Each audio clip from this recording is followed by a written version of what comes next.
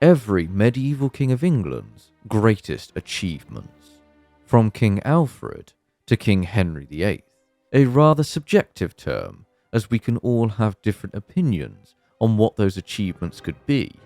This is my own interpretation, using various factors such as the time period, the political situations, economics, the personality of each king, and my own opinion of said kings. The only major rule is that the achievements have to be when they're king, not before. Let's begin. Alfred the Great. There are many achievements we can attribute to Alfred the Great. Just the idea of a united England was one such achievement that Alfred wanted, and thanks to his grandson, this would be achieved. For Alfred, there's quite a few to choose from, along many different avenues, from economic achievements, the reconstruction of coinage back to a high level before the Viking attacks. There's also the building works with the burghs, fortified towns and cities. While the concept of burghs were not Alfred's own idea, the way in which he ordered the construction of so many is an achievement in itself.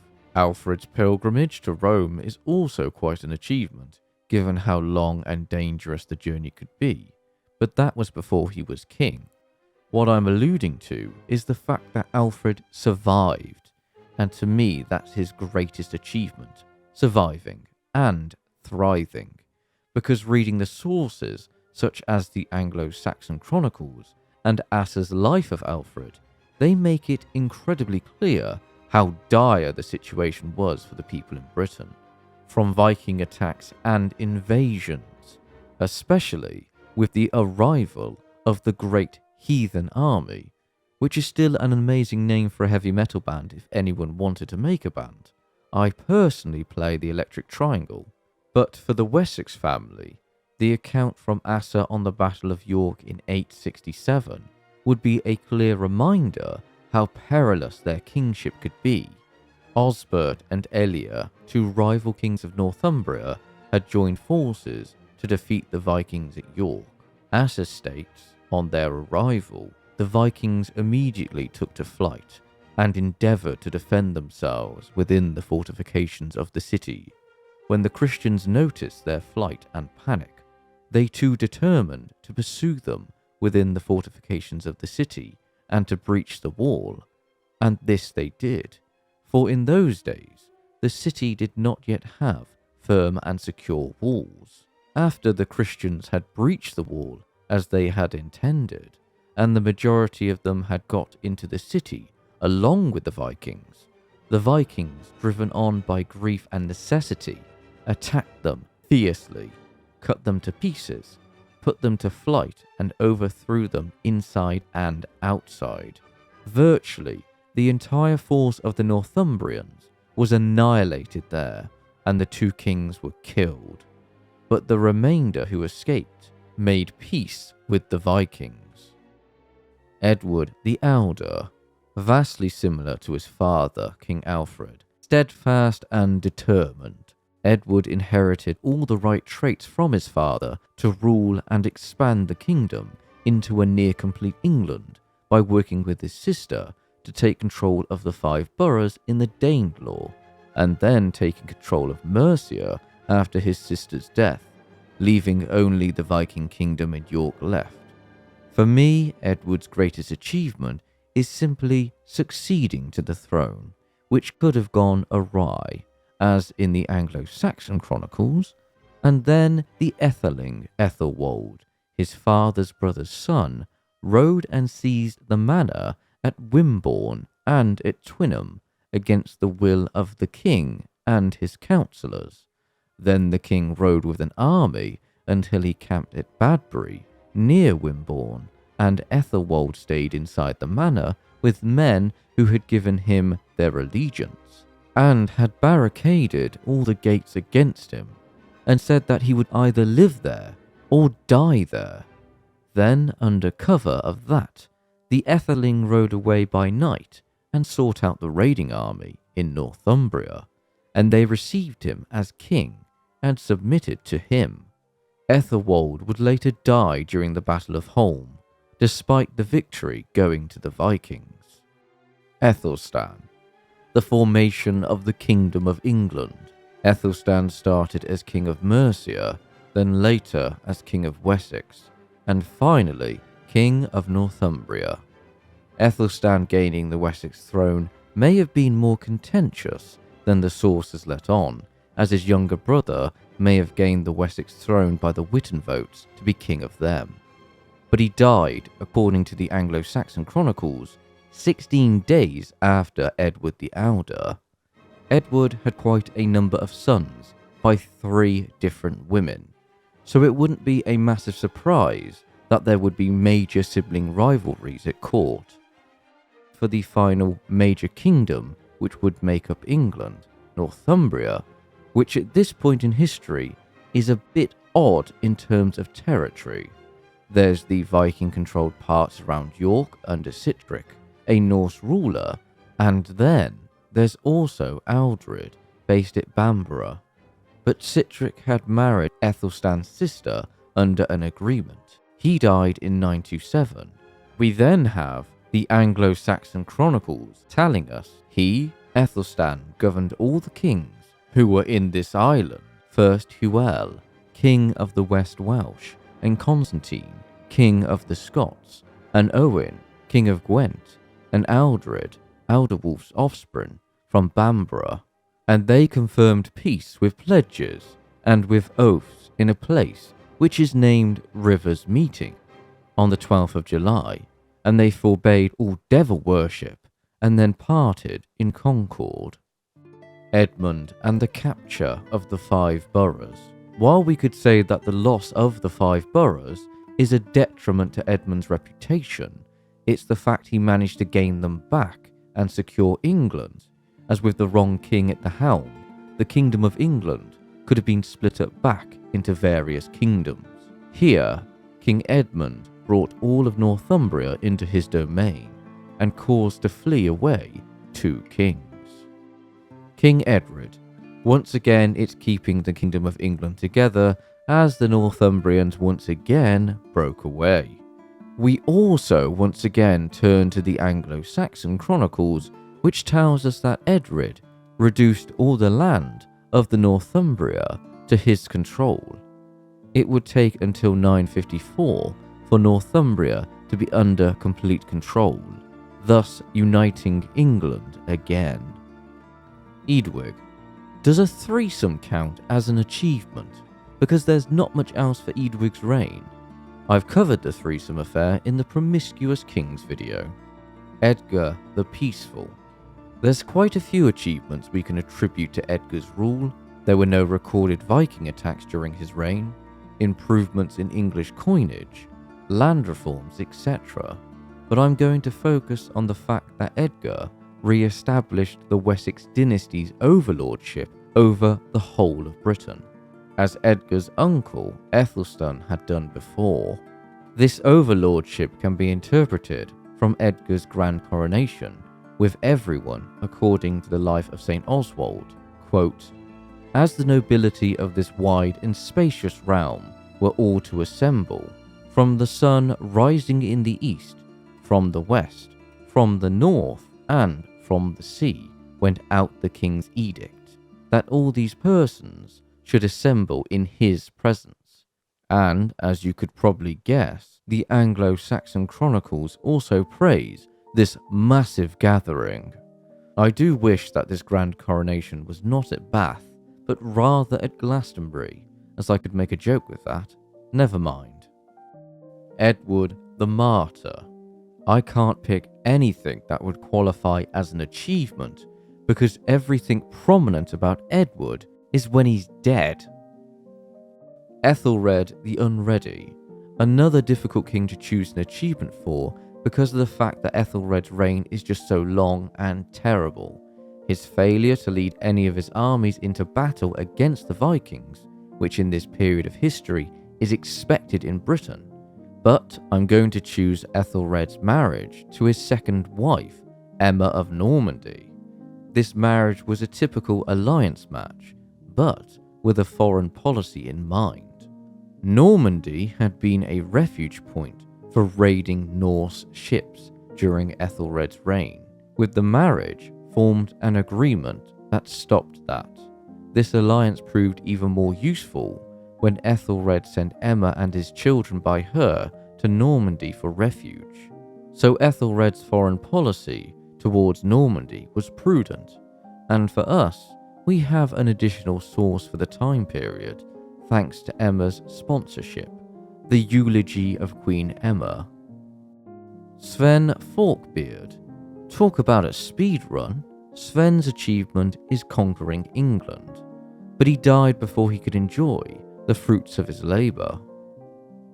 Edmund Ironsides. For Edmund, it's the battles fought against Canute, as Edmund's reign consisted of fighting around England, before coming to an agreement with Canute at Deerhurst. Then Alderman Edric and the councillors who were gathered there advised that the kings form a pact between them, and the kings came together at Ola's Island near Deerhurst and became partners and pledger brothers, and affirmed both with pledge and also with oaths, and set payment for the raiding army, and afterwards they parted. And then King Edmund succeeded to Wessex and Canute to the north part. King Canute. Despite butchering his way through England, Canute's greatest achievement won't be the conquest of England or inheriting the other half of Edmund Ironsides, but instead Canute's journey to Rome and attending the coronation of the Emperor Conrad II of the Holy Roman Empire. This is a big achievement for a Norse king, as just over 100 years prior, Canute's Viking ancestors would have gladly sacked Rome for its riches. Canute meeting both the Emperor and the Pope and having a chinwag with them over certain issues earned Canute some high prestige points. The Eulogy of Queen Emma mentions Canute visiting many holy places on his journey and giving generously. John of Worcester's account states the same, but then quotes a letter Canute sent back to England. It's rather long, so I'll just quote the most relevant part. Be it known to you that, at the celebration of Easter, a great assembly of nobles was present with our Lord, the Pope John, and Conrad, the Emperor, that is to say, all the princes of the nations, from Mount Garganus to the neighbouring sea. All these received me with honour and presented me with magnificent gifts, but more especially was I honoured by the Emperor with various gifts and valuable presents, both in gold and silver vessels, and in pools and very costly robes. I spoke with the Emperor himself and the Lord Pope and the princes who were there in regard to the wants of my people, English as well as Danes, that there should be granted to them more equal justice and greater security in their journeys to Rome, and that they should not be hindered by so many barriers on the road, nor harassed by unjust tolls. Harold Harefoot and Harthacnut. I've got nothing to say for the greatest achievement for them both. Edward the Confessor and Westminster Abbey, the grand location of many burials and coronations of kings and queens. Westminster Abbey is Edward's crowning achievement. From the Abbey's website they explain, the only traces of Edward's monastery to be seen today are in the round arches and massive supporting columns of the undercroft and the Pyx chamber in the cloisters. Edward gave a great boom to the abbey as it became a shrine to him, for at the tomb, through him, the blind receive their sight, the lame are made to walk, the sick are healed, the sorrowing are refreshed by the comfort of God. Who needs healthcare when you've got saints? Harold Godwinson, the Battle of Stamford Bridge. As you can imagine, there's a lot of sources offering many details on the battle, in which the end of the Viking Age in England is often mentioned with this battle. I'm spoilt for choice, as this battle saw the death of King Harald Hardrada of Norway and Harold Godwinson's own brother, Tostig, For the account of the battle, I'm going to pick the Worcester account in the Anglo-Saxon chronicles. Then Harold, our king, came upon the Northmen by surprise and encountered them beyond York at Stamford Bridge with a great raiding army of English people. And there was that day a very hard fight on both sides. There were killed Harold Finehair and Earl Tostig, and the Northmen who remained there were put to flight, and the English fiercely attacked them from behind until some of them came to ship, some drowned, and some also burnt and thus variously perished, so that there were few survivors, and the English had possession of the place of slaughter. The king then gave safe conduct to Olaf, the son of the king of the Norse, and to their bishop, and to the Earl of Orkney, and to all those who were left on the ships. And they then went up to our king and swore oaths that they would always keep peace and friendship in this land. And the king let them go home with 24 ships. William the Conqueror. Choosing the Battle of Hastings is too predictable and easy. I'm picking something that is useful to all of us from this time period. The Domesday Book, a massive account of the resources and landholdings throughout most of England. It's such a helpful resource when researching this time period. There's nothing else like it.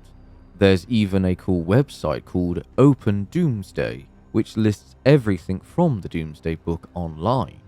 You can break down the Domesday Book into categories, such as households, war, resources, and people.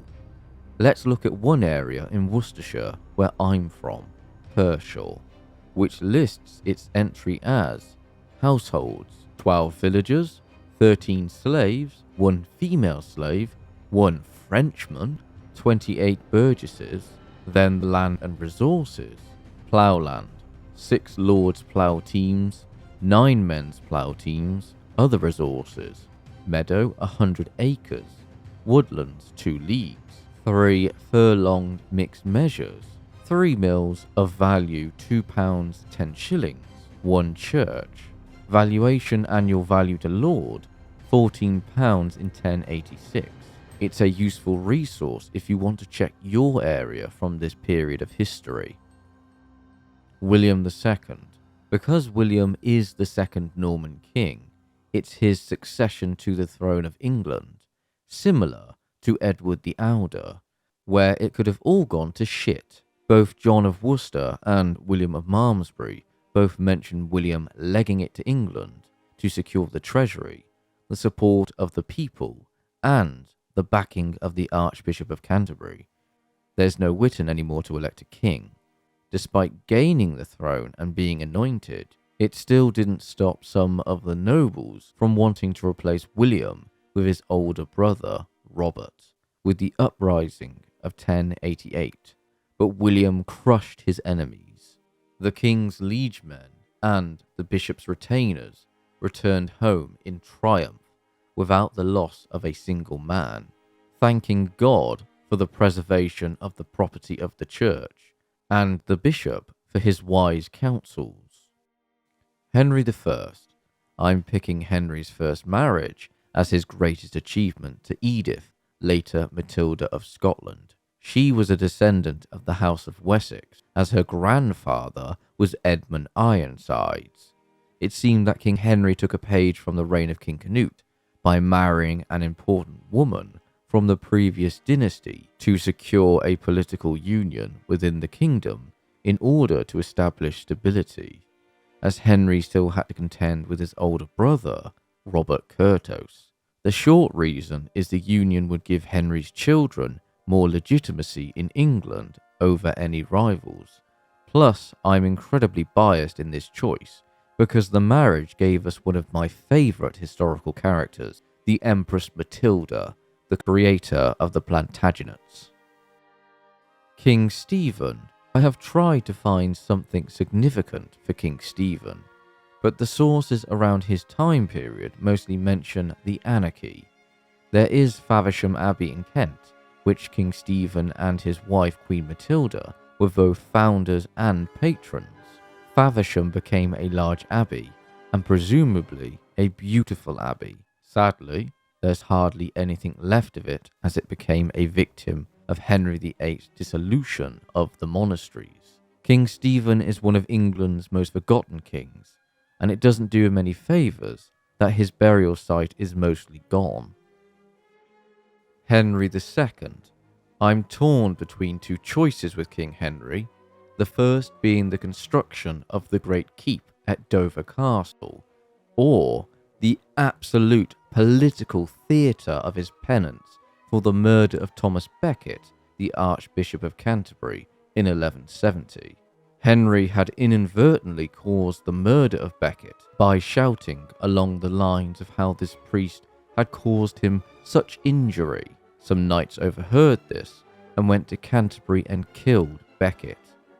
This action was highly shocking to the whole of Europe. From Spain to England, people heard the news, plus the fact that by 1173, Henry was facing a huge coalition, which included his own family, the Scottish king, and the French king. So to make amends and to control the narrative to his own advantage, Henry, in the middle of the Great Revolt, did penance, walking 3 miles barefoot. Ouch. It seemed to work for Henry, as a week later, the King of the Scots was captured in battle. Clearly, Henry had earned God's favour again, which is incredibly useful political propaganda and is one of the many tales of King Henry II I enjoy. For Dover Castle, because it acted as the gateway to England and protected England for centuries. Plus, it's one of my favourite castles. Although I can imagine King Henry being confused in our time period when a load of French tourists arrive on cruises to explore the castle. Richard the Lionheart. There's quite a lot of achievements with Richard. The problem I'm having is picking one that relates to England directly.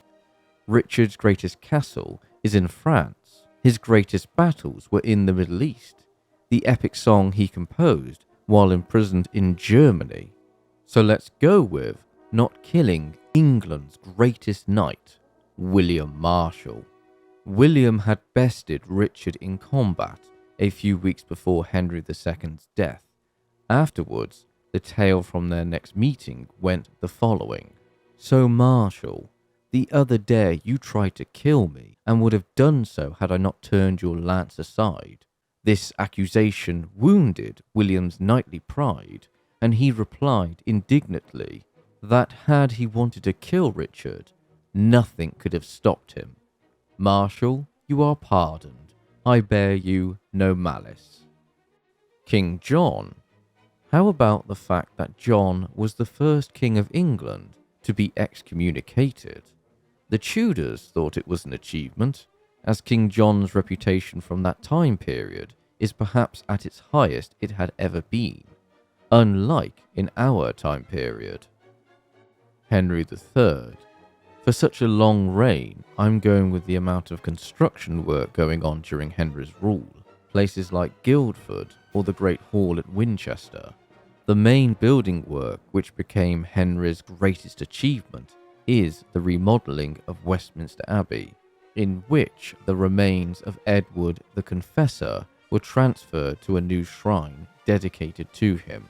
Matthew Parrish states that Edward's body was found complete, uncorrupted, and exuding a pleasant aroma. Most of Henry's remodelling is still visible, as opposed to King Edward's version.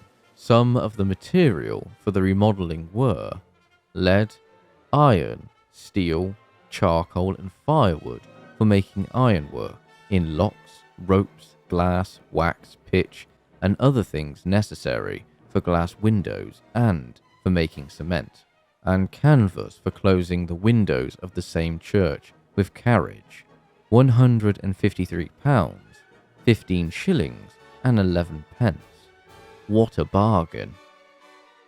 Edward I and the conquest of Wales. Ever since the arrival of the Normans after the conquest of England, The kingdoms in Wales gradually started losing territory, and the Normans soon built castles in Wales, Chepstow Castle in South Wales being one of the first in 1067. The expansion continued further with the Marcher Lords of Wales.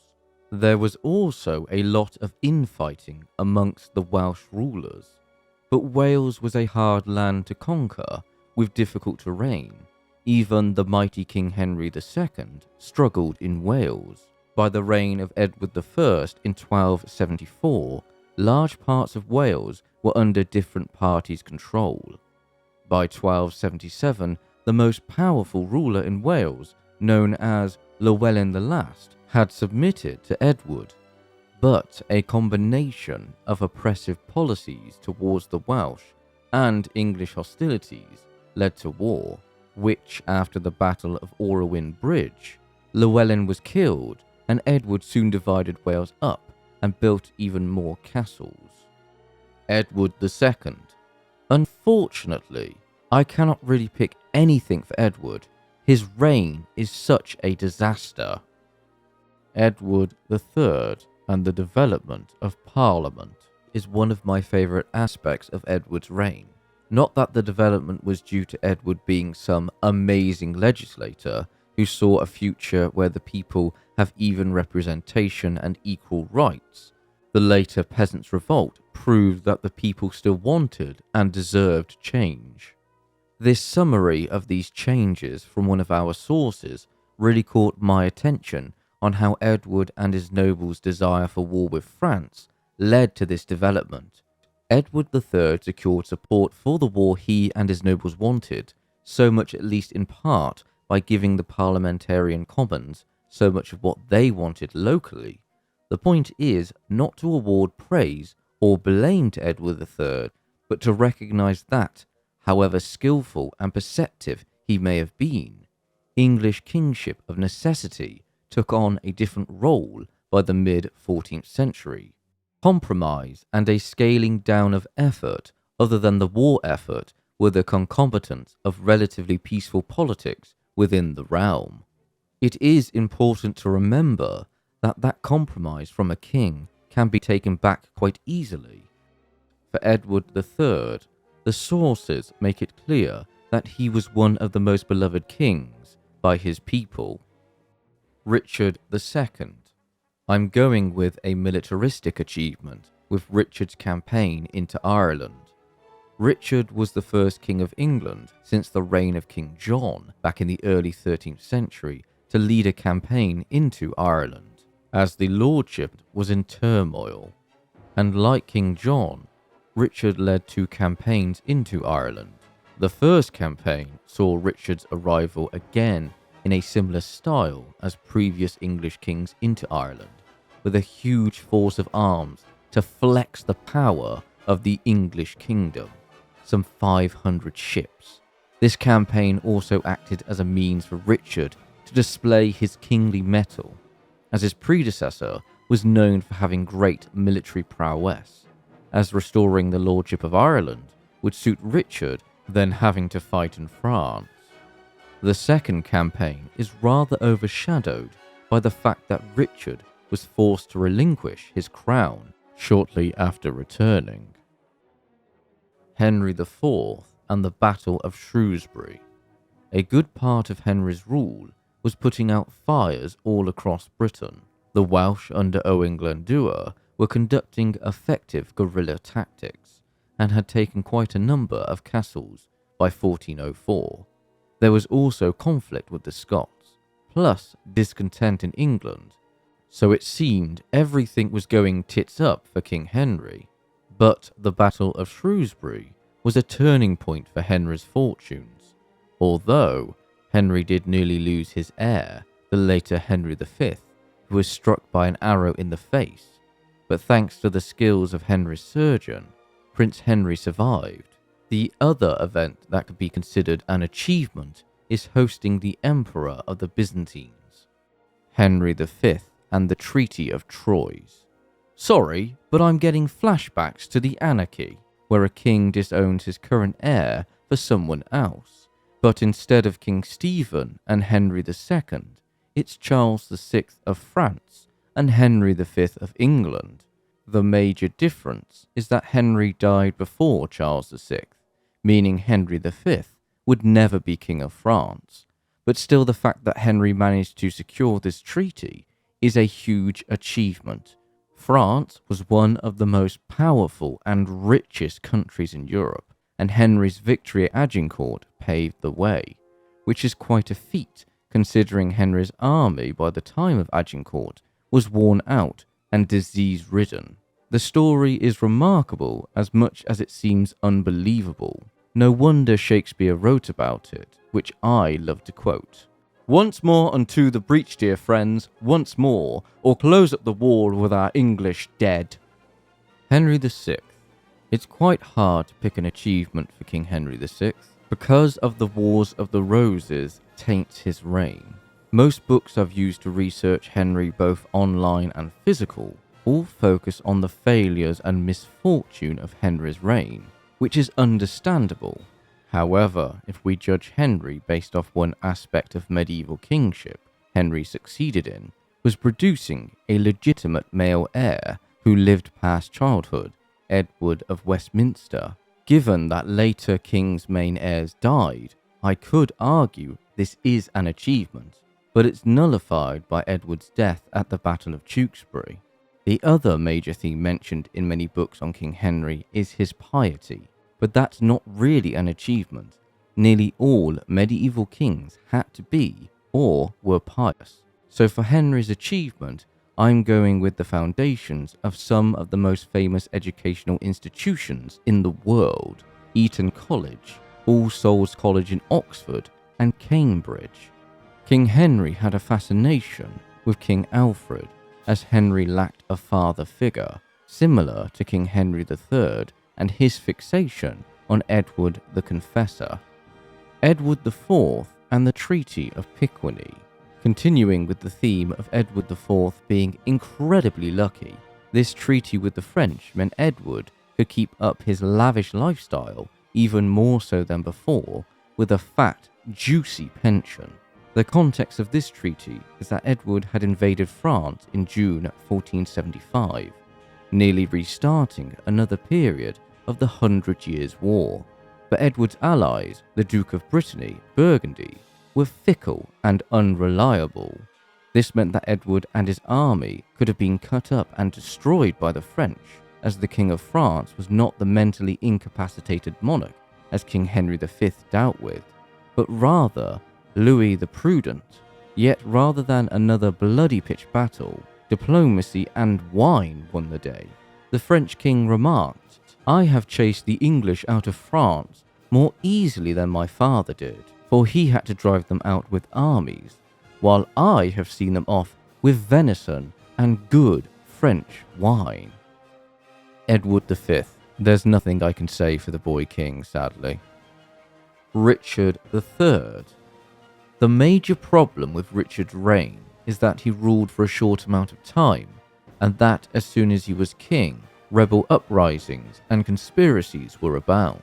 Historian Rosemary Horrocks states about the effects of the uprisings. The rebellion was the decisive event of Richard's reign, shattering his assumed security and dictating his actions for the rest of his reign. In the event, it collapsed without ever seriously threatening Richard's grasp of his new kingdom, but its implications were far more damaging than this might suggest. That quote sums up the issue I'm having, so instead, I'm picking Richard being found in 2012 as his greatest achievement because of how his discovery invigorated the heritage industry in England, specifically the city of Leicester, and how it sparked a renewed interest in medieval kings, which is a topic I've always found fascinating, hence this video series on the medieval kings. Henry VII, quite an easy one, ending the Wars of the Roses and establishing the Tudor dynasty, which given the origins of the House of Tudor is certainly something, as Henry Tudor's grandparents on his father's side were Owen Tudor, a Welshman with historical links to the old Welsh kingdom of Deheubarth and Queen Catherine, Henry V's widow. Their love affair and later marriage is quite an interesting tale from the late Middle Ages. Henry VIII. Do I really have to say something positive about Henry VIII? Fine. Maritime activities. If anything involved ships and the high seas, King Henry VIII was fascinated or involved with naval affairs. The king acted as pilot and wore a sailor's coat and trousers made of cloth of gold and a gold chain with the inscription Douai mon doigt, to which was suspended a whistle which he blew nearly as loud as a trumpet. Henry's greatest achievement is the English navy power he re-established and expanded.